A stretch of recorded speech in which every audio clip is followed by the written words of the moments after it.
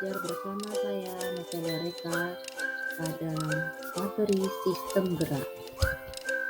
Pada pembelajaran kali ini kita akan menjelaskan struktur otot rangka, mekanisme kerja gerak otot, sifat-sifat kerja otot rangka, energi gerak otot, dan gangguan pada sistem rangka. Struktur gerak otot. Otot rangka itu merupakan otot lurik yang mempunyai filamen halus yang disebut dengan aktin dan filamen kasar yang disebut dengan myosin. Kombinasi kedua filamen itu akan membentuk sarkomer. Jadi sarkomer merupakan unit fungsional yang mendasar pada kontraksi otot. Antara satu sarkomer dengan sarkomer lain dibatasi oleh sebuah garis yang namanya garis Z, sehingga memperlihatkan penampakan lurik. Filamen halus melekat pada garis Z dan mengarah ke bagian tengah sarkomer. Sebaliknya, filamen kasar berada di bagian tengah sarkomer. Filamen halus dan kasar yang saling tumpang tindih disebut dengan pita A.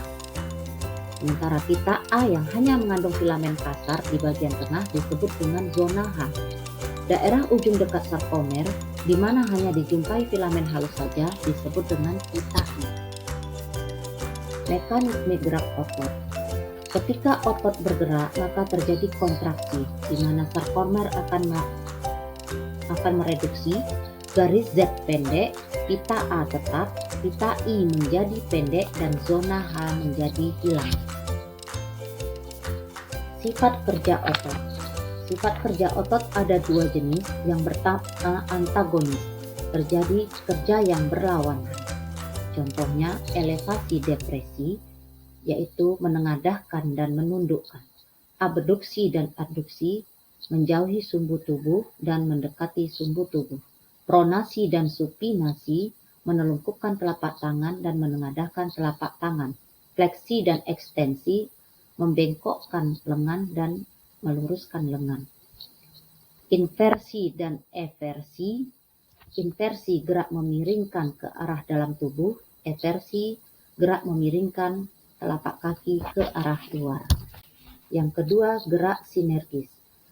Gerak sinergis menimbulkan gerak searah di mana otot-otot saling bekerja sama. Contohnya, otot-otot antar tulang rusuk yang bekerja sama ketika kita menarik nafas, dan otot pronator yang bekerja sama untuk menengadahkan telapak tangan juga menelungkupkan telapak tangan. Kemudian energi gerak otot. Energi gerak otot didapatkan dari makanan. Ketika makanan itu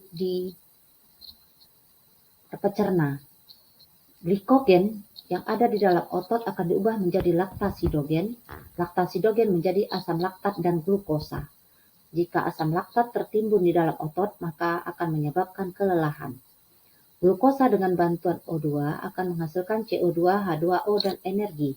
Energi inilah yang digunakan nantinya untuk kontraksi otot, di mana AMP ditambah ikatan fosfat menjadi ADP, ADP ditambah fosfat menjadi ATP. Ketika berkontraksi, ATP akan dirombak menjadi ADP dan P, ADP dirombak menjadi AMP dan fosfat, keratin fosfat akan dirombak menjadi keratin dan fosfat. Pembentukan energi itu terjadi pada fase relaksasi dalam keadaan aerob karena dia menggunakan O2. Sedangkan kontraksi itu terjadi pada fase anaerob karena tidak memerlukan oksigen. Gangguan sistem gerak. Gangguan pada tulang. Yang pertama itu adalah fraktura. Fraktura ada yang simple, ada yang kompleks, dan ada yang karena tergilas. Kedua, gangguan pada tulang. Ada skoliosis, lordosis, dan kifosis. Gangguan pada fisiologi tulang, ada mikrosefalus, osteoporosis, dan rakitis. Gangguan pada sendi, ada ankilosis, dislokasi, terkilir, osteoartritis, urai sendi, dan artritis. Gangguan pada otot, tetanus, kram atau kejang otot, atrofi, hipertrofi, hernia abdominalis, distrofi otot, dan miastenia gravis. Setelah Ananda menyimak video ini, kerjakanlah tugas pada LKPD Sistem Rangka. Terima kasih.